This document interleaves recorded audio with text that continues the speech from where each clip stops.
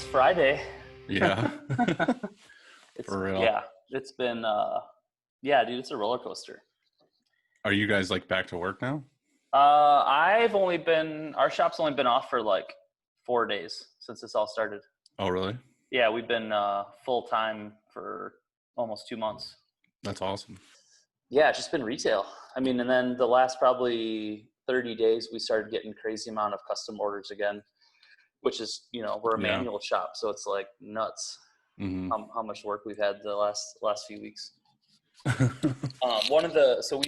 of 1% for the Planet, so we donate 1% of all of our gross sales to environmental nonprofits. And one of the local places. How does that work? Is that like something you sign up for? Or? Yeah, it's it's like a global organization. One of the guys, the founder of Patagonia started it. Oh, really? With another dude, and it's been going on. I forget how many years they've been doing it, but they've pretty much, we're like, hey, well, we love the environment, so why don't we start giving some money, some of our profit to it.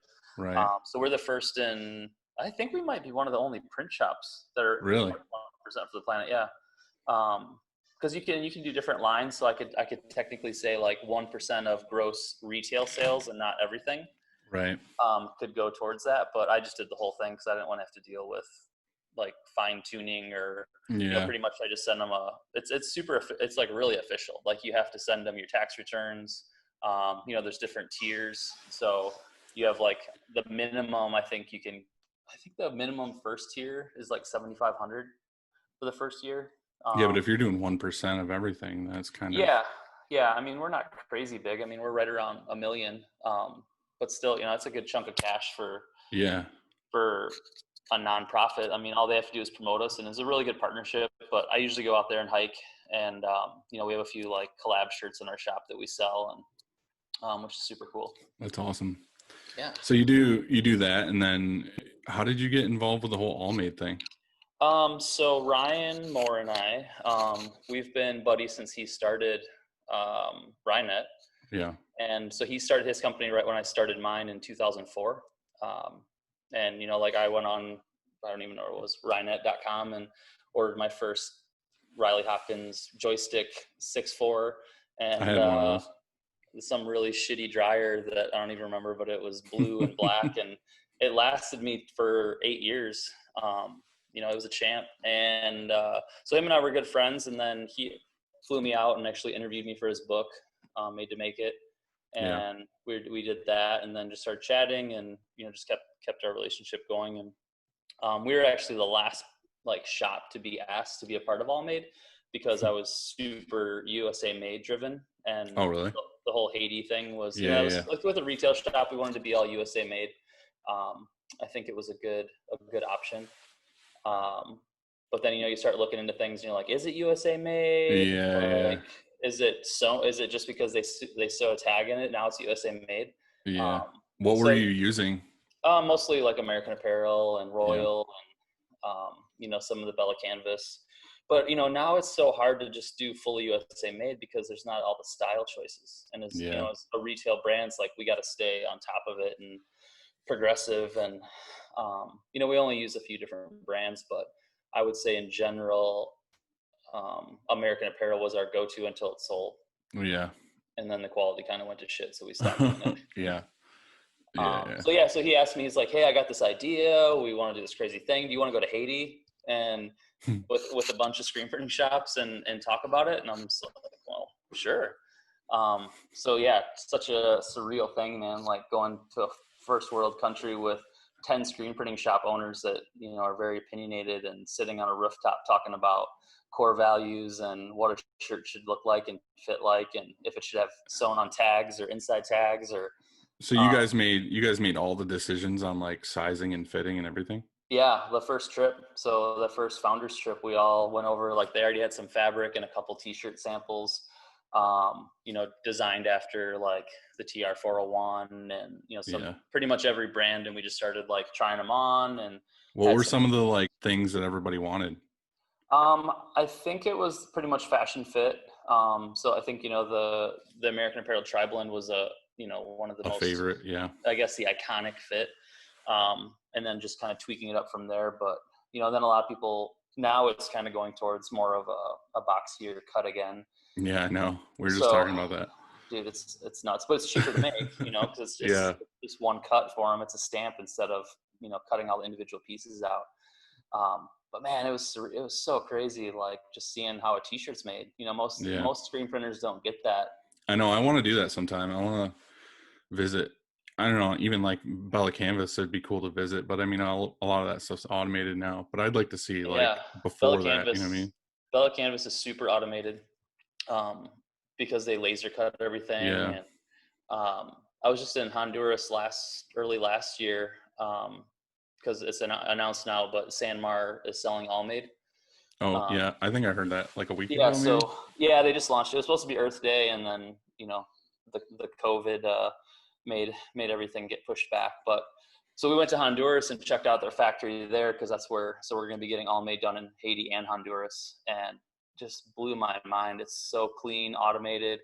So they weave all the fabric, they cut and sew. Everything's done in like a pretty central area.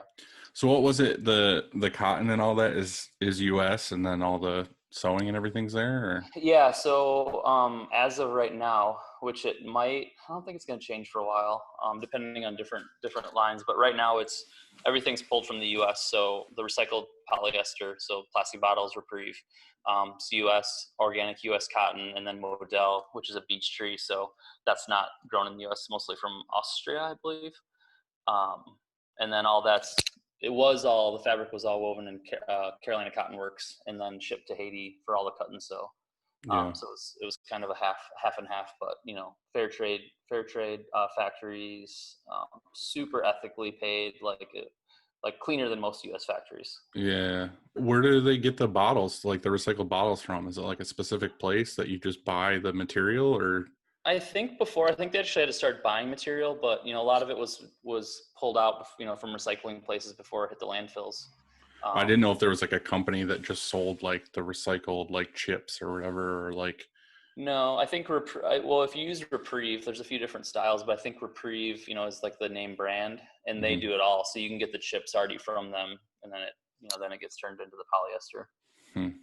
But it's like the process is just, going from like the plastic bottle to the chips, and then turns into little balls, and then gets pulled out in a string.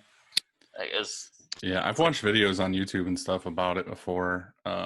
It's crazy to me, like how much goes into it, and especially like the old way of it, like saying that it's basically like super harmful for the planet and everything else. Yeah, but it's also, as a screen printer, it's so fascinating to actually be like, oh, I know where my t-shirt was made, how it was made. Right. I saw it get printed. I saw it get folded, and it's like, all right. Well, just how many printers have been around forever just doing their job, but didn't know where the materials came from? You know what I mean? 90%, maybe. I don't know. More if not more than that. Yeah. Because most people, it's just a shirt, like they just buy a shirt. Yeah. And then, your customers are like, it's just a shirt. I want one for $2. I want a blank for $2. And then, it's like, the thing that blows my mind is all these schools, and they're like, we want the cheapest shirt. So we want the shirt with the most pesticides in it for our kids to wear. Like, that's pretty much all they're saying. They don't. But you don't want to tell them that either, because then you sound like a dick being like. No, I started telling people that. Did you? Yeah, it's been like 2020, man. Like, I don't know, the last few years have been a building year, but now I'm being a little more honest and just being like, yeah. And it's like, and I'm not trying to be a dick. It's just like, I feel like as a society, as a human race, we all just keep everything in now because we're worried about hurting feelings. Yeah. I'm not that guy. Yeah. It's, it's like, I think I either have like, I'm super nice or I'm a dick. Like I've been trying to find that middle ground of like, how do you just ease in a little bit? But we need that more, people need to know if it's right or wrong. And yeah, that's true. That's good. That was like one of my main questions, like when Ryan was first talking about all made stuff, was like, how are you going to compete with the Bella Canvases and all these people that are like so established already? And like I said, everything's cut with a machine and everything else. Like that, I guess, I mean, you guys are still doing it and still doing well. So I think the thing was, we didn't want to compete. We wanted to be a different product. We wanted to be a different product, because if you look at it, really, an all made blank is cheaper than 3413, tri-blend Bella Canvas. That's more expensive than an all made, but it's not near the quality. I guess it's always going to be in like a growth mode of trying to get bigger and bigger. But I mean, is Yeah, I it like a think this is consistent thing now? yeah, this is a growth for sure, a growth year. And I would say some of it's pushed back a little bit because the problem was everyone switched to making masks. So no one's, Yeah. everyone was like, well, we're not making t-shirts anymore, we're making masks. So that was, I feel like that's kind of fizzling out a little bit, and we're going back to t-shirts. But we had containers stuck in Haiti and Honduras because nothing was getting imported. So that finally opened back up, so that helped. Yeah. And then there's tons of masks now because I feel like everybody that had a sewing machine started Was making masks. a mask. Yeah. Yeah. But yeah, we have more than enough shirt orders right now to not have to do masks. But like I said, it is what it is. Like my tune would probably be different if I was strictly doing bands or something, and there For sure. Well, yeah, I mean, yeah, even that event world, like everybody, and there's no tours happening now. Yeah. And Well, that's the thing. A lot of the shops that I'm friends with, like half of them all do like big touring bands, and they're just fucked. Like they have nothing because bands can't tour, and then who knows when they're gonna have large scale events again. yeah, and they're not going to be ordering the volume they did before. Right. Exactly. It's like everything, because it's hard to even say like we're going to do a virtual contest or a virtual concert, but you can buy our merch online. We've been to so many shows where it's like this huge act, like say it's like Garth Brooks or something, and they would have a shirt that's like obviously a Gildan with like one color front, one color back for like $40, and it's like, dude, it's nuts. Yeah, like you can't buy a shirt as a screen printer anymore. Like you're tainted forever. I'm so tainted. It's like, and I go, I was like, man, I really want to support you guys, but the shirt's so bad. And it's like, it's truthfully not even like a money thing when it comes down to it. It's like I want to support, but I was like, I'm not going to wear the shirt. Yeah. I was like, it's like a shitty shirt with like super thick plastisol on it. Yeah. I was like, I just, after you start printing on like good quality t-shirts and printing water-based or discharge, you're just like, I just can't, man. I just can't.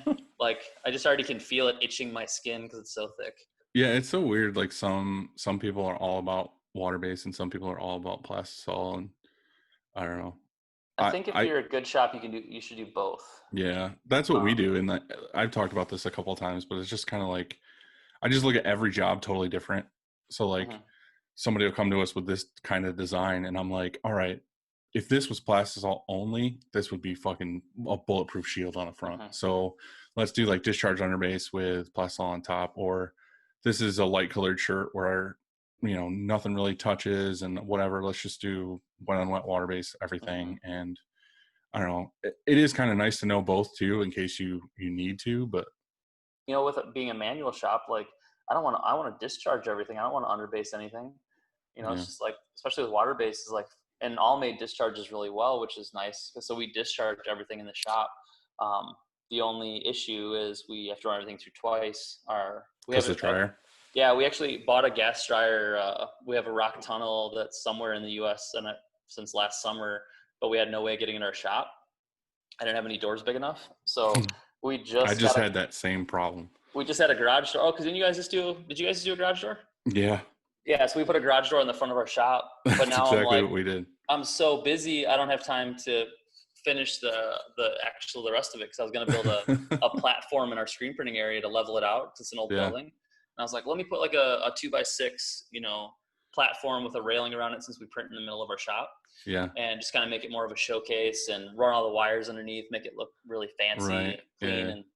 But I mean, I can't shut anything down for weeks. We have 10,000 plus shirts for this fundraiser, to do. And people are already at our throats asking where their shirts are at, because everyone's used to Amazon 2-day Prime. Getting everything instantly. Yeah. I've been running into a lot of that too. Dude. Yeah. I mean, we have 400 businesses across 10,000 shirts.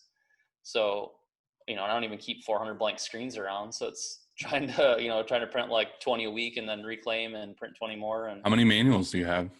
2 4 colors. We had a 10 color 8-station manual, and then a 4/4. And then I was like, most of our stuff, since we do water based, I try to do 3 color or under. So we just went down the two 4/4s. Well, you got that badass one from Riley, right? That was all blacked out. Yeah, all of our stuff's blacked out. But we had it was the original Riley Rock. It was the first one in existence. But it's also like a 1,500 pound press. Yeah. So it definitely it's probably like running a Chameleon, like fully loaded. Those are pretty beast modes too, from what I hear. What do you do for like discharge in the shop though? Because you're like printing in the store, right? It's not, yeah. So we have, we have a exhaust system, not anything crazy, but then we have an But extra. no matter how good the exhaust is, it still It's stinks. not super bad though. Like, and I know I'm used to it because we smell it all the time, but I think maybe 1 out of 500 customers are like, man, it smells bad in here. And I say, you just have a shitload of nice candles all over the yeah, place. we do have some candles.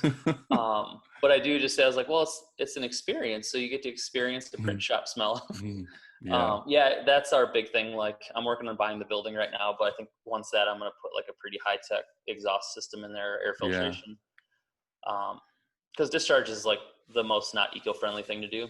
Well, yeah. You're putting a gas into the air, but it just prints so good. Like, Yeah, I know. that's the hard part.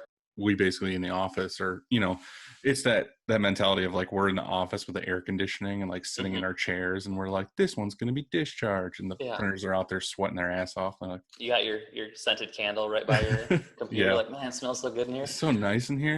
Right in front of the air conditioner behind me. Like, I have a blanket over my shoulders. Yeah, it's like, it's cold in here. I have to put my sweatshirt on. And our shop is air conditioned, so it's not, it's air conditioned. But when it's a, whatever, 4,000 square foot area with all windows in the front, it just gets so hot. Yeah. Like, it's like a magnifying glass. So the front windows are really hot. Yeah. So you said you're in the process of buying your building? Yeah, we started. I've been in the building 16 years now. So I started as Pirate Ninja Print Shop in the basement. And then that was, that's been my handle now, my Instagram handle. But we switched to Rockford Art Deli because it got too confusing being two businesses, having like a custom shop and then a retail shop. So it all merged into Rockford Art Deli.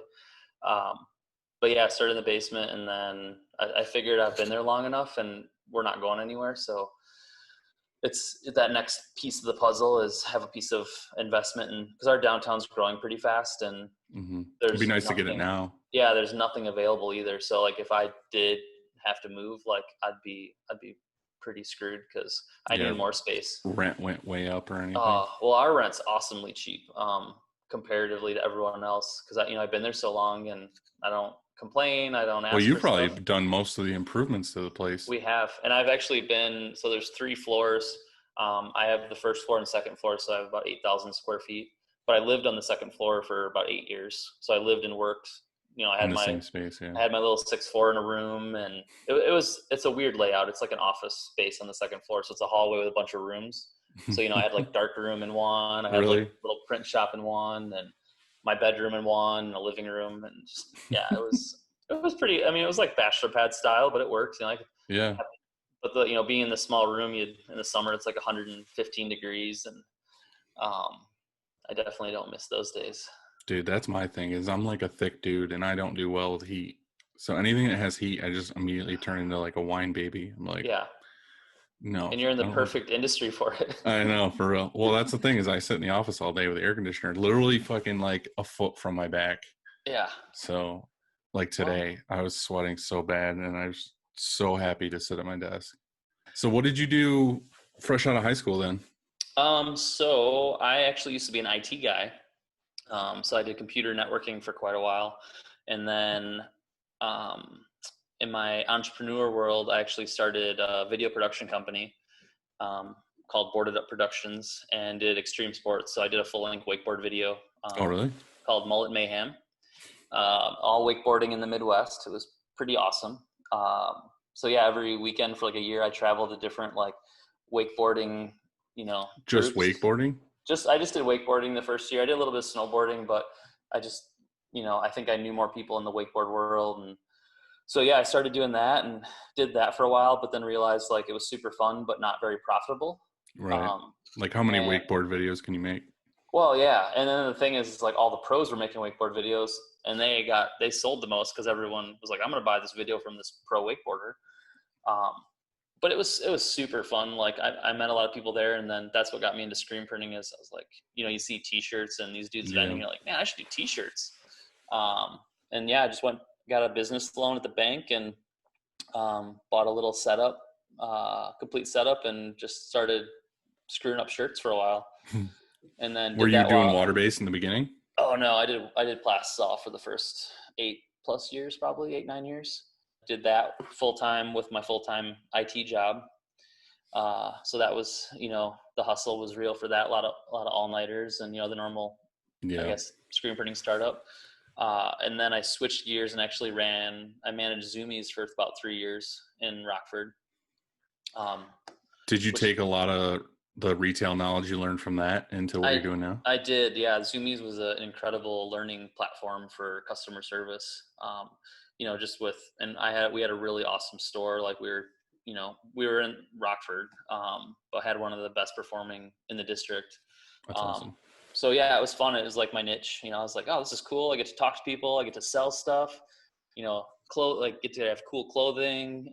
But right. the learning experience was, I would never go back obviously now, but it was you start looking at it and it's, I don't know. It wasn't cultish, but they had their way, and it was like all the, a lot of management retreats and stuff, but it was, I can't say anything bad.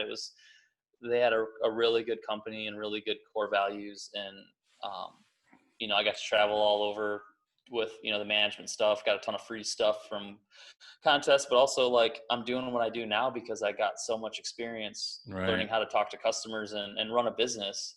Cause as we look at it, is like, you're either really good at screen printing or you're really good at selling stuff, like or talking to people. Yeah. And it's like, it's really hard to find the niche of both that meld well together, because not a lot of people do what I do. With the custom printing and retail. Like retail's hard. Yeah, like if somebody came up to me and asked, do you know anybody, or can you think of anybody that does really well with the retail and the printing? You're the person I think of. Like I honestly can't think of anybody else.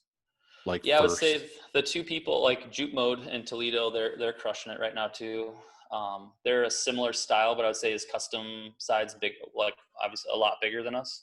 And his retail's growing drastically, but that's been this cool thing of the going to shows and meeting people is, I'm in mastermind groups with a bunch of people, and he's one of them. So we get to talk shop and see what trends are. And there's a few other retail guys like Nothing Too Fancy in Knoxville. Dustin's an All-Made founder too, but he also does what we do, but separately. No one does it inside the shop like we do it. Yeah. But it's hard, and I would love to figure out how to teach people to do it. But it's the secret sauce is the person, it's the connections and the support in the community. And, and the Here for Good movement was like a huge eye opener for, you've seen all these people doing them all across the US. I'm curious to see like the numbers. Like I really want to know how much money was donated with the Here for Good campaign. Like all together. T-shirts. Yeah, I think it's enormous. I mean, cause we'll do about 100,000. Juke Mode actually did 135,000. They sold over 13,000 shirts. We were right about 10,000. And then Tiny Little Monster that started it all, I think they had been pretty close to 10,000 shirts. Yeah. But it's just so nuts. What were you doing for that? Is it all just like the Here for Good design? No, we didn't go that route because one, it's just not my jam. I don't know. I felt like that was kind of the easy way to do it. And that's what I've seen mostly is people using a lot of the same design. And I'm like, well, how many shirts are you going to sell with that? And people did, but so I thought about two ways. One was like, I'm huge about the community. Like, we're all about community. We're all about helping the community. We started when the whole thing started, we started selling our shirts, hustling like, hey, we have this new mystery box and we did this stuff and it was doing really well. And then Sloan actually, from Tiny Little Monster reached out, and it was kind of funny because she just visited our shop a few months ago and was stoked on what we were doing. And as she said that she had t-shirts ideas and I had t-shirts ideas and she wanted to have t-shirt babies. And that's kind of, I guess, what the Here for Good part of the Here for Good movement was, just like being part of the community with t-shirts. That's what we do.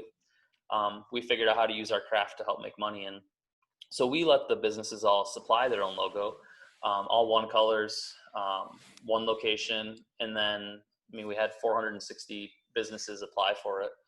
I think we put about 400 on the site because people have shit artwork. That's a lot of shirts, dude. It's a lot of setups. It was a lot of work, like just getting That's all I thought. I didn't think of anything else that you were talking about. As soon as you said 400 shirts, I was like, fuck, that's a lot of entries. It was so many. So the hardest part, so the thing that I've been doing the whole time is figuring out how to get everyone paid every week. Yeah, I mean, can you that's tricky imagine too. paying 400 people weekly and, $100,000 in 2 months? How do you go about doing that? Well, I did it the really hard way. After I started it, Steven from Campus Inc. found a plugin for Shopify that just does it all for you. It's like an affiliate program. And I was like, I can't go back now. Yeah. I don't know Steven. Like, I don't talk to him or anything, but like I see like the videos and stuff that he does because I watch everything that goes on the internet. Yeah. But he seems like one of those dudes that just like has every app and every thing like automated as much as possible. So he went to school to be an engineer. So he has the engineer brain that can be like, I can make these two things fit together because it's possible. Anything's possible. But yeah, he's an awesome dude. I'm in a group with him, talk to him quite often. But yeah, he's definitely the guy who finds stuff and tries to make life easier. Yeah. And I'm just gonna be stubborn and make it work guy. Yeah, I'm that guy too. So I have it's so dumb. Like, it's the amount of work that I've been doing. So I have everything's in Google Sheets. So I have a bunch of shared spreadsheets. And then I'm manually pulling the reports every week. And then my bookkeeper actually finally jumped in to help me because I was like, I can't keep up with this. Like, this is just too much. Right. So putting it in the spreadsheet every week to see what the sales were and then matching it all up to make sure I'm not overpaying people. So that was my number one priority because the whole point of the campaign was to create cash flow for small businesses. Right. So my whole thing was like, I don't care how long it takes to get the shirt printed to the customer. I just want to get the businesses paid. And I don't want $100,000 just sitting in my bank account, just hanging out there looking at me every time I open it saying, hey, Jarrod, you want to buy that new press? And it wasn't for that. But so I think with us doing the designs that the business wants, one, that they're stoked about that because they get to wear their t-shirt that maybe they never got to order before because they were a small salon and they're like, well, am I going to sell 50 shirts? Am I going to sell 24 shirts? And then it set us apart as a screen printing shop in the area because now, like, we're the screen printing shop for the people. Like we didn't hand pick and be like, well, I know these guys are going to sell a lot. It was just like anybody and everybody. So, some people sold, I think about 150 businesses sold under 12 shirts. So that's a lot of work. That's rough. Yeah. Yeah. 20 businesses didn't sell any shirts. And the amount of work it took to get the artwork in and make the mock-up and make the listing on Shopify and send them all the info and then just the back end stuff. Like, at the end of the day, I did the calculations and we're probably making like under $6 a shirt. Business makes $10. But the longer it gets strung out, so, it's going to take us a couple of months to print all these shirts just because of the setup. So now it's probably down to like $3 a shirt, which is still, it created cash flow. Like, it's great. Like, we're busy. Everyone's working full time. The biggest thing is like the connections that you made, the more stuff you're going to get when this is all over. Yeah. And I didn't, I looked at it too as like, I could pitch these guys like, hey, while we're printing your stuff, we could, if you want to throw some hoodies in there or some long sleeves. Yeah. But the whole point of it was zero risk. And I didn't want to be like a sleazy salesman saying like, well, hey, I remember it was zero risk, but hey, I'll upcharge it a little bit and we can add some more on. Yeah. I figured in the long run, it's, like I'm in the long game. Like, I'm not trying to make a quick buck. Like the whole plan is like, I'm here for good and I want to help the community that helps me because I wouldn't be where I'm at, like with my business if people weren't buying my shirts. Right. So it's kind of a win-win and, just the marketing and the publicity from this has been, I never do it for that, but it's just crazy. Like the stuff you get from it. Yeah, for sure. It's so good. And, it's like, I do pay someone to do PR for me. I just started recently doing that this year because our free print days are kind of crazy now. So I was like, we should start actually promoting these and see what happens. And the first one we did that we started promoting for was in December. We did Baby Yoda and we did like 3,000 prints in 8 hours. There was a line down our block for 8 hours. It was a 2-hour wait all day and just two dudes manually printing. It's hard to have a new guy being like, hey man, you need to print like 200 shirts an hour. Can you do that? Can you do that real quick for me? Yeah. For 8 hours. Like, well, people are standing there watching you. It's the craziest thing. Like if my anxiety was way, way worse, I would be freaking out because you're printing there and then you just see everyone watching you. You know, there's like hundreds of people with their eyes on you, and you kind of feel like an animal in the zoo. Yeah. Have you ever, that was one thing I wanted to ask you about, like having the presses in the store. Is it ever like backfired on you where people? No, it's been so good. The only downfall I think would be is just the amount, but it's not even that bad. It's like people coming in and asking for custom stuff, which, you know, they can order a custom order, but being like, hey, can I get that Rockford shirt with this ink on this other shirt? Yeah. Which isn't really a big backfire. You just say no, and they're just like, okay. But they just see the press there and think you can just like whip it up real quick. Knock it out real quick. Yeah. But no, I don't really think so. I think putting the railing around, like, you know, that was a big thing too, is safety. I was planning on putting an auto in there, a little mini rock pretty much, but it would fit, it would work. But then I just think, I was like, man, it's going to take the aesthetic away. I was like, it's such like this gem of a shop that's so cool, and, you know, hand pulled prints. But I have to get an auto. I mean, just to keep up with quality. What are you going to do? Are you going to put it like out back somewhere? So if I buy the building, the plan now, I think, would put it on the 3rd floor, which is going to be a nightmare. That sounds awful. Yeah, like I'd have to cut a door in on the 3rd floor. Hire a crane. But I kept going back and forth, and I was like, okay, I could say I buy the building, I could rent a little mini warehouse and, you know, throw a little auto and dryer in there. But then I have to have 2 separate teams, and then they're printing there, and then you have to drive the product back all the time. I think it would just like totally split the whole dynamic that we have as a team. Yeah. So I have to figure it out. I mean, we have been dabbling with outsourcing some stuff lately. I was like, okay, I just can't do this. You know, I know my limitations. And I mean, really, we only print like 1 to 3 color designs in the shop, water-based, only blends. We don't do polyesters. I don't even own a heat press. We're super basic. Like, yeah, but it works though. It does. And that's the thing, is I try to explain to a lot of these new screen printers when I meet them at like the trade shows, and I was like, you don't need an auto right away. Like, you don't need all the toys. You don't have to compare yourself to the big shops that are doing really good and talking at shows. Like, do your thing, find your niche first, and then grow. But I was like, I've been doing this for 16 years and I don't have an auto. I was like, and I'm making money, you know, like I'm making 70% profit margins in my retail for printing a 1 color t-shirt. Like, it's way easier than, you know, having to print like 1,000 shirts a day to make the margin. That's what I love about this industry though too, is it's so different from shop to shop. Like my shop could be technically roughly the same as another shop as far as same clientele, same thing, but we do things totally different ways.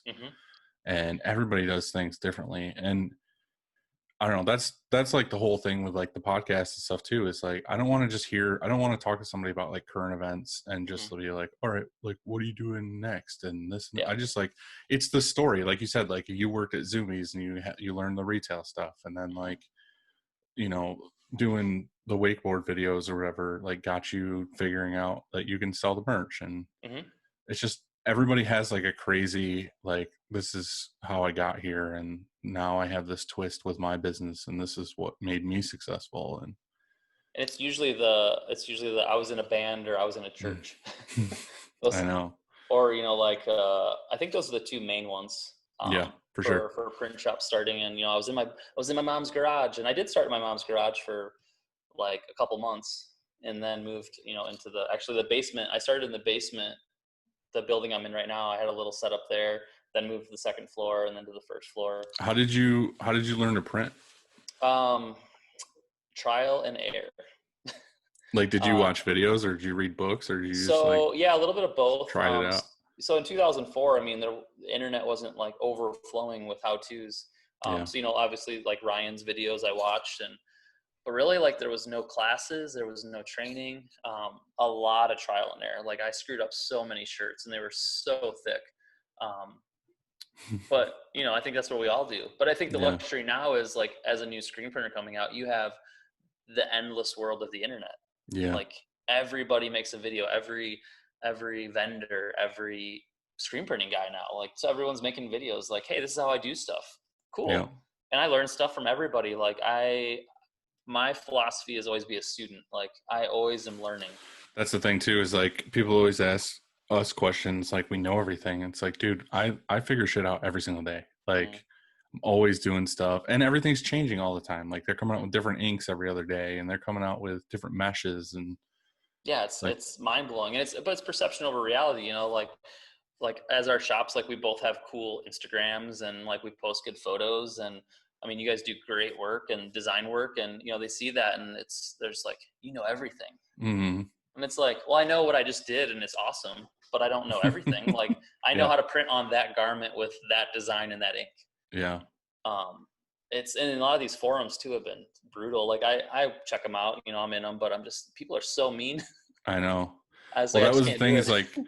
like me and my buddy Lee, he basically was hitting me up when he was first starting, like asking me questions and stuff. And I'm one of those guys that's super open. Like anybody who DMs me, I reply to almost everybody, and I like try to answer them as best as I can. And we were talking one night, and he was catching so much shit on other Facebook groups because he was, So bad. the thing is like he makes videos because he loves making videos. Like I think first he's more into like making videos than he was anything else.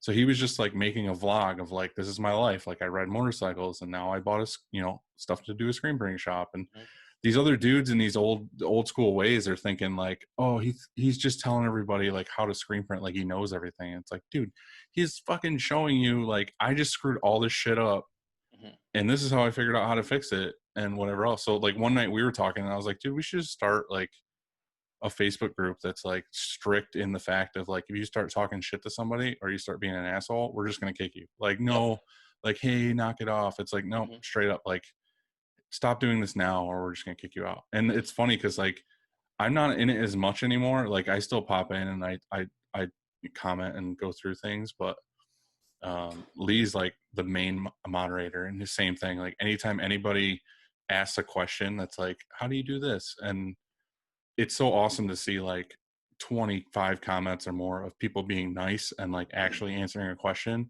versus the other message boards and stuff that are all just like, oh, your prints are fucking dog shit, and they, you know, that's like 80 grit sandpaper and like all this stuff. It's like, dude, it's not helpful at all. Like, It doesn't, it shouldn't be that way, man. There's just like this big stigma of, it's not rocket science. I mean, you can no, screen print with nothing.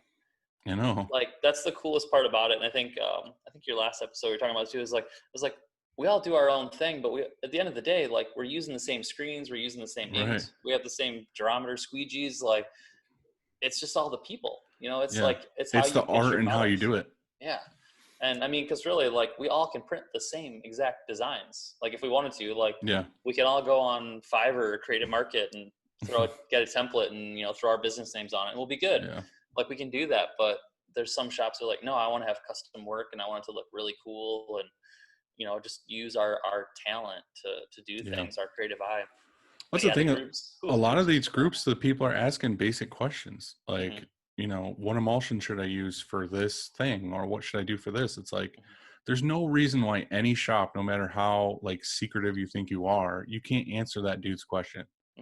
Like him having the knowledge of like how to screen print does not make him an awesome salesman, does not give him like you, like being in Rockford and growing like a fan base because of what you're doing and all this other stuff.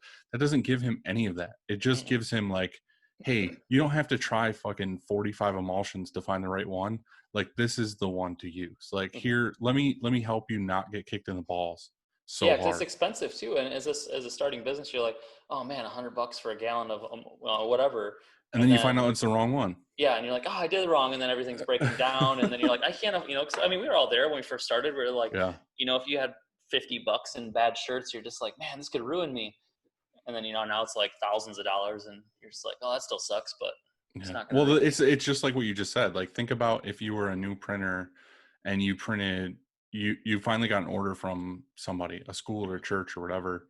You printed the order and you messed them all up, or you realize there's a pinhole in the corner of the screen and you have like this dot on every shirt. What if you just didn't know because you didn't know that there's a spot remover gun? Mm-hmm.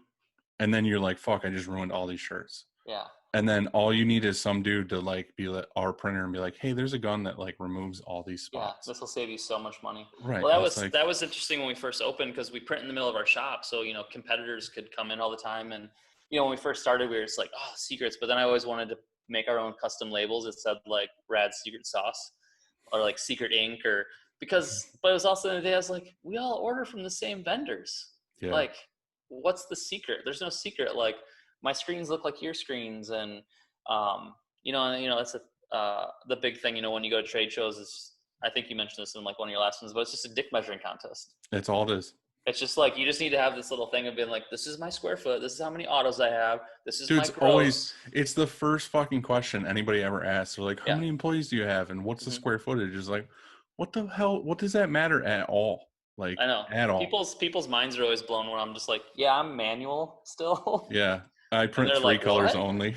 Yeah, they're like, what? I was like, yeah, I talk people down if they give me a crazy design. I say, like, I could do this really cool as a 2 color. Yeah. Or a 1 color to look awesome. Yeah. Oh, do you want it vintage printed?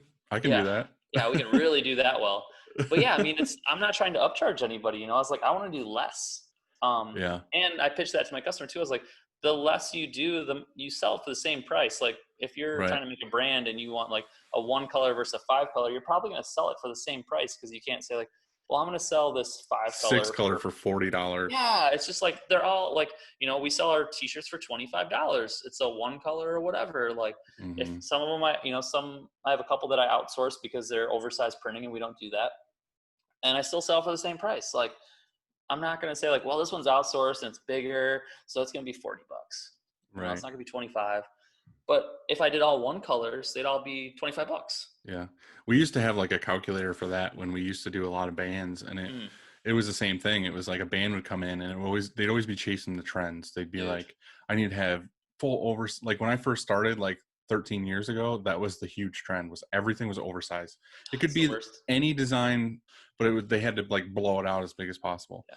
And it was like, I would just do the math. I'd be like, all right, dude, like, they're like, we have no money, but we need merch. Like, can we pay you later? I'm like, how about you do this? How about you order 25 shirts, like white shirts with a 1 color print? This is how much it's going to cost. Like, say it's like $150, $200.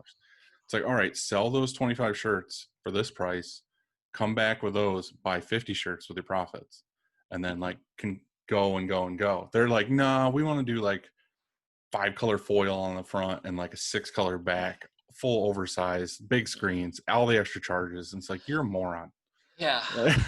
but everybody wants to be from 0 to 1,000 right away. They want to be like everybody else.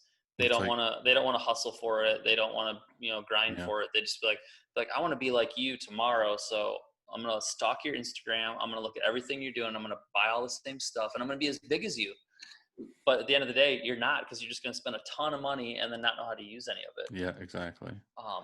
And it's such a bummer. Like, I don't know why people are in such a hurry to grow. Like, it's, like when we're kids, we want to be like adults right away. And then when we become adults, we're like, man, I miss being a kid.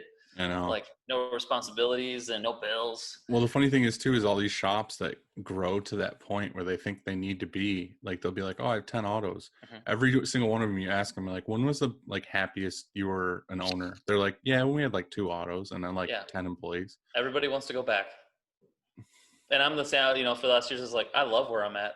Like, if anything, it would be nice to have maybe 1 more press. Like right now, we're so busy, I'm probably going to bring my live printing setup in the shop and be like, hey man, you just want to print some 1 colors in the corner? Yeah. Well, that's what I always say is it's just like I invest in the company, but I'm investing in quality of life for the people that work there. Yep. Like, I'm not investing to be like, oh, I'm going to grow this massive shop. It's like, no, I'm like literally buying things. So like the guy who's in the dark room isn't fucking breaking his back, like doing everything. Or, the next thing we want to buy is like an auto reclaim, just because of the fact that nobody likes to fucking clean screens. And like, we bought these bigger presses and we got hot heads and all this other stuff. So the prints are softer. So they're not like triple spinning things or all this other stuff. It's like, everything is for quality and quality of life for the employees. That's it. Yeah, at the end of the day, that's all it is. I mean, the same with us. It's like anything that makes their lives easier or automates it a little bit with, with our style. I do it like I do some perk stuff with my team, and I have a chiropractor and massage therapist come in once a month. Seriously? Yeah. They get an awesome. adjustment. like just in our retail area, like in the back, they just get a adjustment and then, you know, like a 15-minute shoulder back neck massage. Dude, I need to do that. Because that sounds awesome. It's not that expensive, you know, it's not really that expensive in the long run, and but it's investing in your team because I mean, it's quality of life. Like they're not, most people aren't going to be like, oh, I think I should spend $50 to go get a chiropractor adjustment. You know, it's like, well, I could use that on food or drinks or whatever my hobby is. But, you know, like if your body's not functioning on physically and mentally, you can't do anything. Like you come to work and you're bummed out, you're sore. And, you know, as screen printers, like we're sore. Like you're doing manual labor all day. Like, you know, it's just a tipping point, but it also shows appreciation to your team and be like, you're not just a number. Like, I'm not trying to just use you to make money. Like we're a team, we make money together, but I want to take care of you also. Right. My thing is like, I'm trying to keep, like I said, we only have like 7 people, but every person I have is like a key part of the business. They're not just an employee who's out there like grabbing shirts. It's like everybody's in charge of a certain thing. But that's the thing too, is like, I'm definitely not one of those shops that like everybody's paid like you know, a ton of money. Like I want them to be paid a ton of money, but we're still, you know, we're growing, and every year everybody gets a raise, and if I can give them more money, I give them more money. But I try to take care of them in a lot of other ways too. Like you mentioned like the massage thing, but like, you know, my key group or anybody in the shop for that matter who wants to go can go. Every Thursday I take my staff we go get steaks, and then we go to the movies afterwards, and I pay for the whole thing. I cover it. In the summers we do grilling Wednesdays, so pretty much Wednesday and Thursday they eat like fucking kings if they want to. I know, I saw you had your little grill out the other day. I was like, yeah, we try to do that every Wednesday if I can, if it's not like raining. But like other than that too, it's just anything that anybody needs. It doesn't even have to be work related. Like if a staff member is moving, it's like, dude, let's all get together and let's like get the van and the trailer and like help somebody move. Or you know, somebody could be like, you know, I'm down on my luck, I can't pay my rent this month. It's like, dude, no worries, like pay me back later whenever you want, or fuck it, whatever. It's just because it's hard to find good people too, and like, you know, that's some challenges we've had as a retail shop. Is, you know, some people come in and be like, oh, this is a stepping stone, like this is a retail job, and you're like, no man, like I want you here forever. Like like what can I do to keep you here forever? Because, you know, we can only pay so much, right? But I mean, we are very competitive with pay. You know, I can't do benefits yet, but that's definitely on the I'm in the same boat. I've looked into it. I don't know how to do it yet. Yeah, it's like, and you know, you talk to some of these big shops and they're like, you know, we pay $20 an hour and we have benefits. And I was like, how do you guys do that? I know, exact same thing. It's like, how many shirts do you have to print to be able to do that? Because like, I would love to do that. Yeah. But, you know, same. It's like, we have to do what's in our means. You know, like we've been so busy lately. I've been buying lunch every week, and I do a lot of that stuff throughout the year, not just every, you know, every week would be totally awesome, I think. But it's just those little things, you know, and it doesn't even have to be a steak dinner. I mean, it could just be like, hey, I brought you a donut today. Yeah. And it's just showing like, or just like a pizza. You. It's like a $25 pizza. Like everybody's like, oh, hell yeah, pizza. Yeah. Everyone's just stoked about you know, it's like anything. It's a beer, a pizza, or a donut. Like, it's just, hey, oh, you recognize me, and I'm not just that guy that's in a cubicle and I don't even know your name, but thanks for helping me make millions of dollars. We always say, I always get busted on, but it's definitely a joke, but it's like, you're down there busting ass while I'm upstairs counting cash. Yeah. It's like, just printing money all day for me. I know. Thanks guys. I just bought some jet skis. Yeah. It's nuts. And I think, but you know, our shop sizes, I think that's what helps, because, you know, we can, as we grow, and this thing too is like, I don't need someone for every area. I want people to be versatile. You know, like we just had we've been doing working interviews lately. What is that? So I pretty much like do an interview. So we're trying to find a lead printer right now, and which is very hard to find, like someone with experienced printers. So do you have a lot of printers in your area? No, there's a lot of print shops, but most of them don't like me because we're popular, and they think we're like selling out or something, but don't understand. I have like next to none though. So like anybody I hire in the shop is completely like green, like they know nothing about screen printing. That's crazy. My two printers now, they're fresh. My one dude, Tyler, he was actually worked at one of our customers that we printed for, and he just was like super stoked. And he's like, hey man, like he was doing artwork, and we started printing some shirts for him. And he was just like, yeah, it's like, I'll come in and work for free. I just want to learn. And then we ended up hiring him part-time. And then he ended up coming full-time now. So he's just been like super stoked about learning. And those are the best. Yeah. And he's like new in the art game. So he started, he got an iPad, he's been drawing like really cool stuff. And he started his own clothing brand. And, that's like a perk, is like you can use the equipment after hours. Just because, like, do your thing, man, like make some side hustle. Like, it's cool. And then my other guy that just started, Steve, he's actually a drummer in a touring band, and was, every band wants to learn how to screen print. So he's like, hey man, I've known him since he was a young human. And yeah, so I had him in, he's just been crushing it. But I was just like, no training, because it's been so busy. I was like, hey man, you should learn how to do one colors. I was like, upstairs writing checks to people, but good luck down there. That's the best thing for them to do, though. I mean, yeah, and he's been stoked. No registration there. The working interview. So yeah, interview this dude. I dug him. He was super cool. His name's Dylan.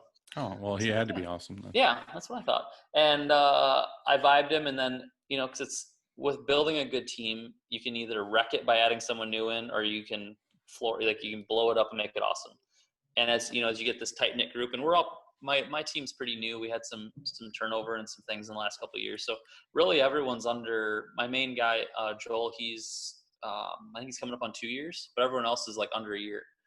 But they're all just kicking ass and working hard, and like, I don't have to manage them, they just do their thing. So I was like, let's do a working interview. And so I pretty much like, hey, you're going to come work for the day, 8 hours, and I'm going to pay you cash. And you're just going to work with the team. That's what we've been doing, but we do it for like a week. Yeah, I need to do it longer. I don't want you to come in and like sit down and have me ask you a bunch of questions that you're just going to give me bullshit answers to. Yep. Like, if you want to work here, like, work the full week. I'll pay you for the week. And then over the weekend, I'm going to talk to my guys and be like, is this guy a fit for our team or not? Yeah, I should do it for a week. I just look at it more for the weekend. It's like, over the weekend, I can take time to think about like if you're a fit or not. So yeah. So that's actually probably a better idea. I guess we eased into it, because we used to just straight and be like, your resume looks good, and you answered all my stupid questions really well. We've done that too. It never works out. But that's what you do. Like, interviews are really dumb, actually. When you think about it, it's like, okay, I'm going to make up some really cheesy questions and ask you on the spot and see how. They're always going to answer. They're always going to feed you exactly what you want to hear. Yeah, I know what people want to hear. Like, I was a interviewer. I go home and do meth. Yeah. Is that a good answer? It's like, what's more important to you? Is it family, or is it your career, or It's like, put these in a bucket.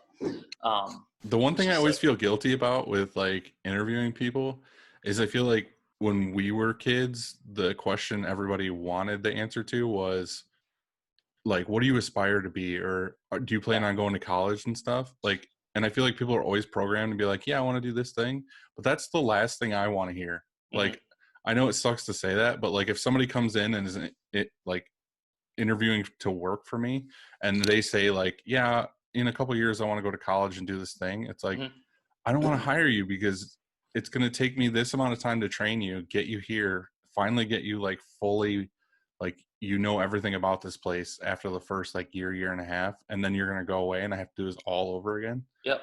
Like, yeah, it's the big thing of, or we have the ones where it's, oh, what do you want to do? It's like, oh, I really want to start my own print shop eventually. I know. Okay, nope, sorry. Like, I mean, we do have, NDAs and all that crap, but have you ever had anybody try to fight that?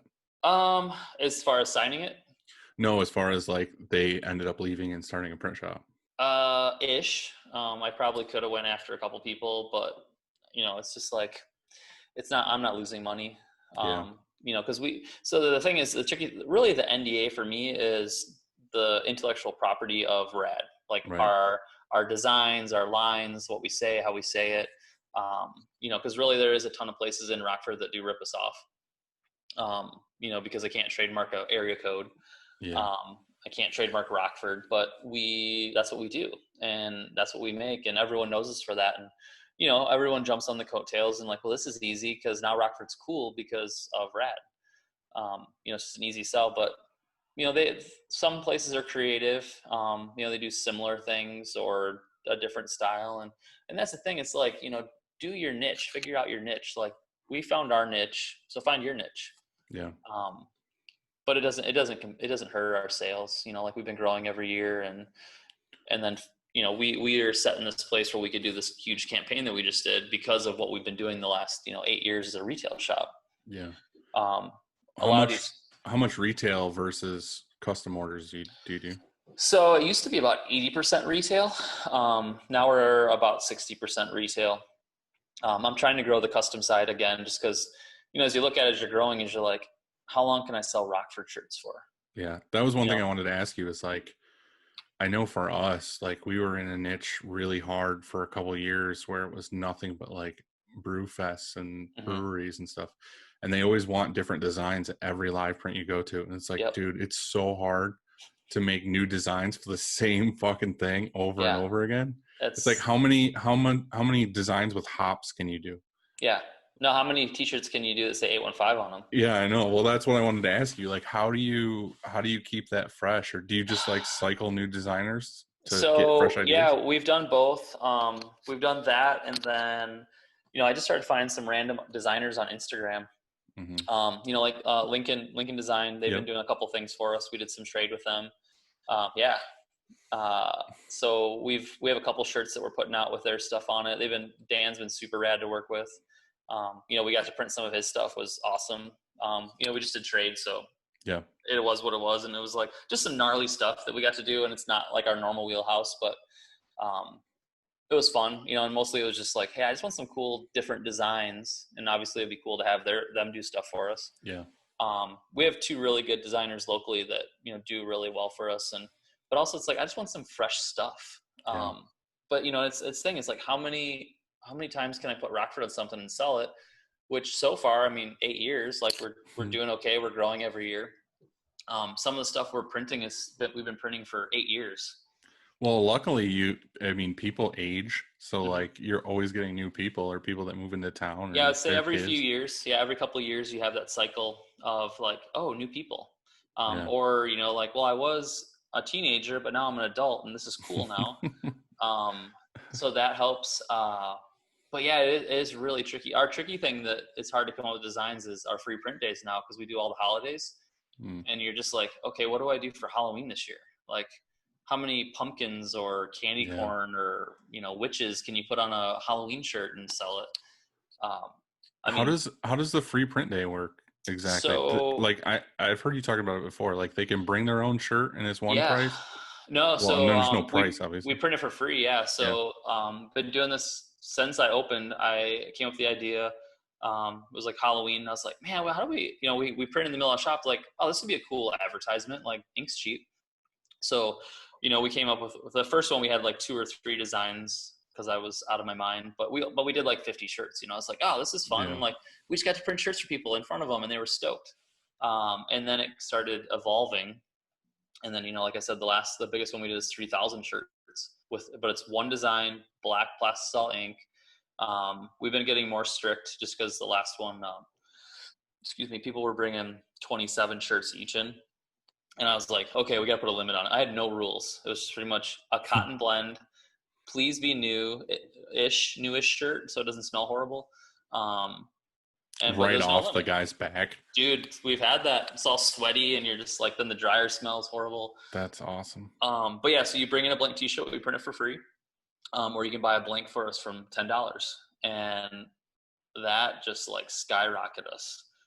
It was a good sales day, and we pretty much would just go through our, back stock shirts and bring them all downstairs. And dude, that's one thing. Like, I legit need to talk to some printers and find out the best things people do with stock shirts. Like, I have a ton of like, just obviously you accumulate shit. Like, you accidentally order something wrong or you get extra stock from somebody. I have years like racks of just like extra blanks, and I just want so bad.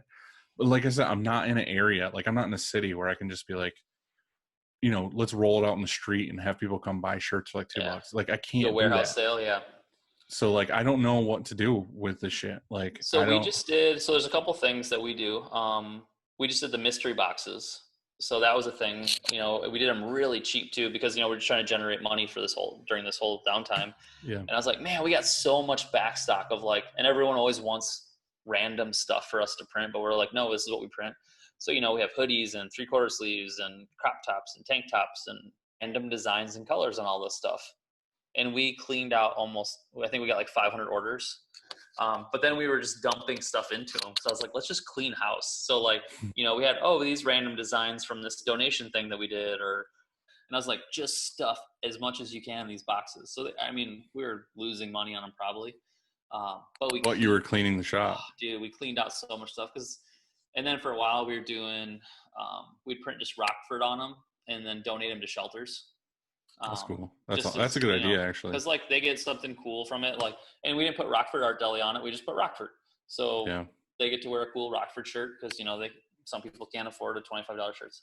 Oh, and going back, the free print day originally was just to have. It was never a money making thing. It was all for being able to provide affordable shirts. So not everybody in the community can buy a $25 T-shirt. Right. So it's like, this is your time to get a free T-shirt with a cool design on it. And then it turned into a marketing thing, and obviously we do make money on it now. But the last few, we tried partnering with nonprofits and turn them into fundraisers. So it's like, hey, suggested donation, bring in a can of food or a bottle of, pack of water, and then they can learn about that organization too, because we're all in cities that we have no idea all the rescue missions or nonprofits or people that need help or just a little bump in publicity. Mm-hmm. But you could totally rock doing mystery boxes with a lot of your guys' designs you do. Just your logo tees and stuff. It'd be fun. Honestly, just you saying that you just printed Rockford on stuff and donated it to a shelter or something. Mm-hmm. I wouldn't mind doing that. Just or find somebody that I can give them all to. The people actually need them. You know what I mean? Or find little league teams or something that you can sponsor some shirts for. Be like, hey, we want to have a submission. So someone that's trying to raise money, they can submit something to you and be like, this is why we need help. And then you'll print 100 black shirts that you have in back stock, and then they can sell them and make all the money off them or something. Yeah. I have stuff that's literally a stack of safety orange tees, and it's 54 larges. Yeah. And it's the fuck am I going to do with these? Yeah. I would just, and I've thought about lots of different ways, but it's even putting your logo on it and just taking it to the rescue mission or Goodwill. Yeah. And then just, cause it's people seeing them everywhere. Yeah. Dude, the funny thing is, it's sad, but it's funny too. We obviously have test shirts. Every shop has test shirts. So there was a while there where we print as many options on there that can possibly fit. And then we would put them in the trash, out for Tuesday of the trash. We see people all the time around town wearing those shirts with fucking 35 prints on it. I've seen a few on them. Yeah. I've seen a few of those floating around. It's dude, that's the worst part to me about that is that we test print on the inside too. Yeah, so it's pretty rough. It's so the person wearing it literally has prints on the inside. Yeah, they don't care, man. They got a cool new shirt. So what's your role at Rockford now? Then are you just overall manager or? I'm I don't know what I do now. I do all the back end stuff. You just sit upstairs and stroke your beard? Yeah, I'm just beard oil all day. I'm what do I do? No, I try to, every day I do try to figure that out, but I'm the PR guy, I do make sure that everyone's happy in the shop. I'm Mr. Positive. I'm out making the connections. I'm talking to the people, in the community, and really I'm the salesman, I'm the one bringing the business in, and I guess I'm the idea factory. We're working on hiring a creative director right now because we have no in-house design right now. We don't have anyone that designs anything in the shop. I outsource everything. Yeah. That's not a bad thing though. It's not a bad thing, but also it's just as a retail shop, we need to be hustling designs constantly. Yeah. And that is and our social media is crazy. Social media is a full-time job. Mm-hmm. Especially now, this isn't the normal level that we'll always be at, but it's so much customer service. We get 100 emails a day.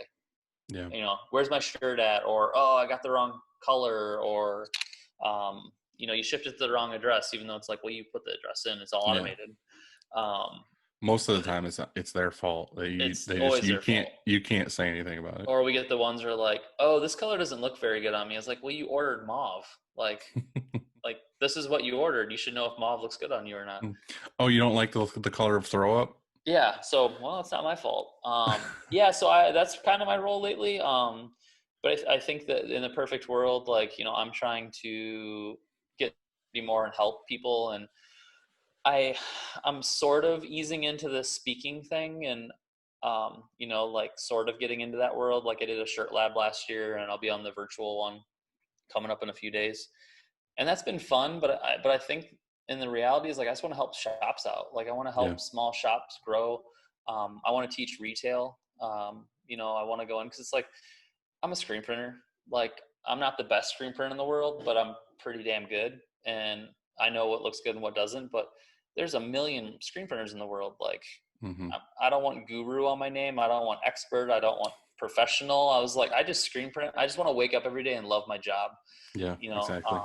And the cool thing with all these things is, like, having these smaller print shops, during this campaign, even calling and getting to talk to all these cool people that I've never met before, and just asking questions like, how do you do it? And I was like, well, really, it's like, I've kind of have an advantage because I've been doing it. Like, I already had the retail set up, and a lot of these shops are trying to figure out retail. Yeah. And it's hard.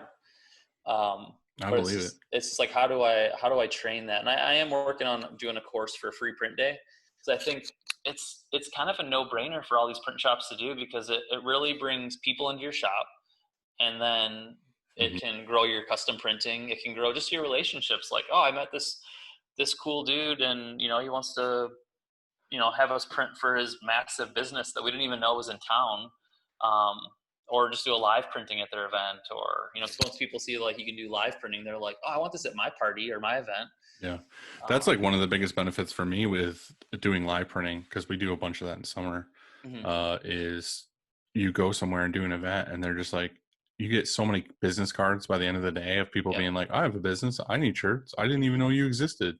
Yeah. It's like it's marketing that you're making money at. Also, we're a household name in Rockford, and we are, because awesome. we help. I'm not trying to get rich quick. I'm not trying to buy new stuff. I'm not trying to, I'm doing it the smart way. I'm investing in the business and trying to grow it on the people, the building, the equipment. I'm the guy that, like, feels bad if I'm not in the shop every day. But I've been getting better at it, because I was like, wait a minute, I need the balance, because if I'm not mentally and physically good to come in here, then how can I make sure everyone else is good? Yeah. That's been my one thing, is like, it's like being on an airplane. They say, put your mask on first before helping someone else. If you're not capable of putting your own mask on, how are you going to help anybody? So it's been like my mantra lately is like, if I'm not in good shape, how can I expect you to be in good shape? I did buy a PS4 when all this happened, because I was like, well, might as well play video games when we be home. Well, what are you playing is my next question. Borderlands 3. I bought it impulse buy, because that's what I do, I guess. I play shamelessly Call of Duty, but I play, like, with a ton of other print shops. And so we just like get together at night and Call play. of Duty's too fast for me. Well, that's the thing though. Like, honestly, it's the perfect game for me, because at the end of the day, if you're like, you want to get out any kind of, like, frustrations or whatever, it's like, you're just running around just shooting shit. Like, there's no consequences. It's true. Like, literally, as soon as you die, you respawn. So it's I did get hooked on to Zelda on the Switch. And I got really into it. Like, I'd be on Saturday, I'd just be playing. I was like, dude, 6 hours just went by. At least you're not doing Animal Crossing. No, yeah. One of my team, a couple of my team members have that, I think, and I'm just like, so what do? You're an animal, and you just, like, you do the same shit you should be doing at home, like cleaning and, like, instead you're not. You're sitting on the couch. It's like. But then I got really into Zelda so much that now, like, I was going places, like, oh, this could be a Zelda landscape. I bet there's some mushrooms over here by this tree I could pick. That's really why you're doing all this running and hiking, is you're looking for mushrooms. I am. I'm trying to find the master sword. It's you should tell people that while you're doing that hiking and stuff, that they'll want to walk away from you. I could just turn into LARPing. The problem with when everyone knows you, I try to go to places that people don't know me. So I can actually just relax and, like, enjoy myself. Yeah. But it's mostly for my dog. She forces me to go out, but it's awesome. Also for me. Yeah. Are there any specific, like, Instagram pages or Facebook accounts or anything that you check out for inspiration? I mean, so jute mode's a really good one, that gives a lot of ideas. Really, like, there's so many good print shops now that are just crushing it. Like, you guys are crushing it. Superior Ink's crushing it. Night Owl, Printed Threads, like, all the normal people. But I mean, they're just doing so much in the industry, and it's the design work and the quality and the craftsmanship. Like, there's the places that are just hustling just to get shirts out, but like when you just look at like the quality of videos and posts, and I'd say most of those guys are just doing really good. And just even learning like local people here that are helping me, that I'm outsourcing to. I have 2 print shops that I outsource locally, Barrel Maker and then Blink Tees. How close is Barrel Maker to you? Like an hour and a half. So they're not too bad, but it's just been great because it's helpful with us, and that helps us too. We get to see how their print process works, right? And not that they usually like it, but I like to give feedback. I bet they love that. Yeah, it's something. But I think it's good to get feedback from another printer because it helps them with their customer service. And I don't do it as a dick. I'm just like, hey man, like, why do you do it this way? We already discussed the fine line where you're at with your dickness. Yeah, I'm trying to find that middle ground. But I've been trying to do it in a positive way. So I'm being a dick, but being in a positive way. Positive dick. All right, yeah, positive. Yeah. Like we get so much feedback. Lately, I've been getting a lot of negative feedback because that's what happens when you run a fundraiser. But a lot of the people that are kind of dicks, I'm asking like, well, how would you have done it? But I'm open to feedback because that's the only way I'm gonna grow my business. If all your friends just be like, man, your product's awesome. Cool, my product's awesome. But when you get that person to be like, your product's awesome, but I washed it and the print faded, or the seam fell out, or it was crooked, or I just don't like how it fit. Those are things that are tangible for me to fix. But when all you say is, hey, your stuff's really good all the time, like, then you just go by life being like, man, everything I do is amazing. Do you guys, when people buy stuff in the store, do you like do any special packaging or anything, or is it just you just fold it up and put it in a bag? We just fold it up and put it in a bag. We'll probably originally when we started, I wanted to be like a vintage butcher shop vibe and wrap the t-shirts and twine them, but then we're like, t-shirts don't weigh as much as meat, so it's really hard to flip it and fold it, and it doesn't have the weight to it, and just the time. I mean, when you have a line, not that we have lines all the time, but it's time consuming, and the cost just goes up the more you put in it. We are working on a little bit more fancier online packaging, like some tissue paper, a sticker, all actually biodegradable. That's one thing, I guess. Well, you're definitely more into the eco stuff. I've been really looking into a way to offer my customers that it's more eco instead of poly bags. Poly bags are the worst thing in your shop. Yeah. I've been thinking about just doing like paper rolls around every shirt, but I'm trying to find one that's got like maybe adhesive on the ends to where it's quicker and easier instead of taping every single one. So you have to be careful with paper because if it's coated, it can't be recycled. And a lot of like the craft bags and stuff, they have like the coating on the inside. No issue. We just started trying out, and they're actually made of like corn, like plant-based, so it's all biodegradable. But their poly bag, their paper, and their sticker is all eco-friendly.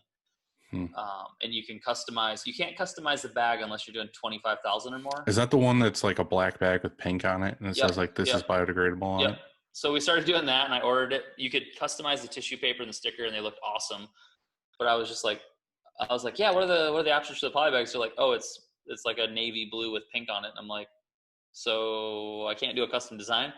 If you order 25,000, you can. How many do you order when you order them? Well, I only did a demo on those because we were ordering from Sticker Mule, just the printed poly bags, and they're fine. But it was cheaper to get these eco-friendly bags with tissue paper and a sticker. It was cheaper than the poly bags from Sticker Mule. Yeah. So I think I ordered like 500 to start, but now, I mean, right now. So you order 500 bags and you order the tissue paper, and it came in like a bundle. So it was with the bundle, the bag, the tissue paper, and the sticker was cheaper than buying just bags from Sticker Mule. So it was good, but I mean, the Sticker Mule is super fast. To get no issues like 21 days because it ships from Hong Kong.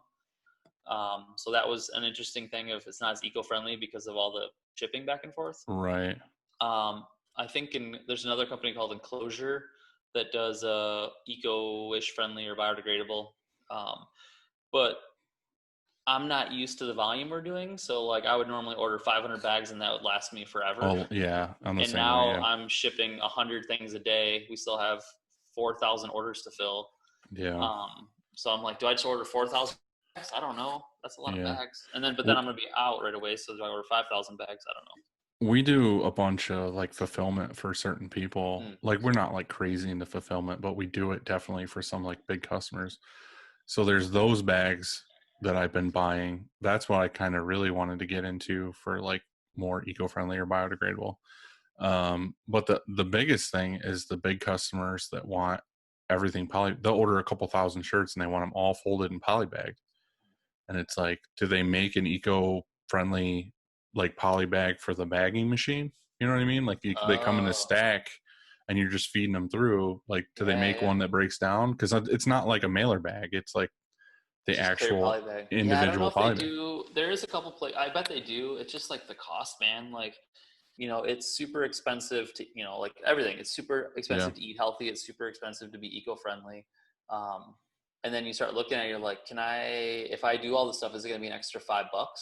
Well, that's the thing too. These customers don't want to spend. They don't want to see an extra expense to be like, oh, it's going to cost me $2 to polybag every shirt. Yeah, they want it all cheap. They're like, you can't do it for 20 cents. I know. So that's the problem. No, it doesn't cost. Yeah, and it's literally like on the top 10 of like the worst things to have in your shop. Like it's the most not recyclable thing. There are companies out there trying to figure it out because we have to, because we can't keep putting all this plastic in the world. But then it's, biodegradable stuff's like a whole nother world, because it's like, is it actually? Yeah. Is it biodegradable? is it industrial or consumer biodegradable? Can it go in compost bin, or does it just do whatever? I'm not that far down the rabbit hole, but those questions do keep coming up to me. And I was like, I don't even know that was a thing. Yeah. It's like where we're at in New York, we have like no sort recycling. So basically you just throw everything in one bin and the recycle guy comes. So many times we've looked out the window and just seen the garbage guy come and just take the recycling and just chuck it in the fucking garbage. And then we watch a documentary about the actual meanings of the things on the bottom, like the little recycle logo. And it's like half of these, like they don't actually accept anymore. Right. You have to send like a lot of it to another, like number 5 plastic. Most places don't recycle it. Yeah. And then you're like, well, what do I do with it then? Like, and that's the thing. It's all education. Most of these places don't educate you how to recycle. Yeah. They don't know. Or what's actually recyclable. Like, I can put everything in the recycling bin because it's all made of, I can put a plastic greasy or pizza cardboard box. But yeah, like frozen, like anything that's frozen, like frozen pizzas, those boxes, nothing can be recycled because it's got a wax coating on it. Yeah. Or receipt paper. So receipt paper it's toxic because it puts the thermal stuff on it. And what happens is if you put that in the recycling bin, it goes into the recycled paper, and then it pretty much ruins the whole batch of paper because then it's got like this toxic coating in it. Oh, God. There's so many things and so many rules. It's hard, man. It's hard to be, life's hard. Like it's hard to, now that's the ending to this whole thing right here. Just life's hard. It's hard. And it's like, we got to wear a mask. We got to figure out how to recycle plastic. We got to, eat right. We got to work on our mental health. Like, life's not easy. And done. Yeah, cut. Well, it was fun, dude. I appreciate you coming on. No, thanks for having me. This is awesome. Yeah.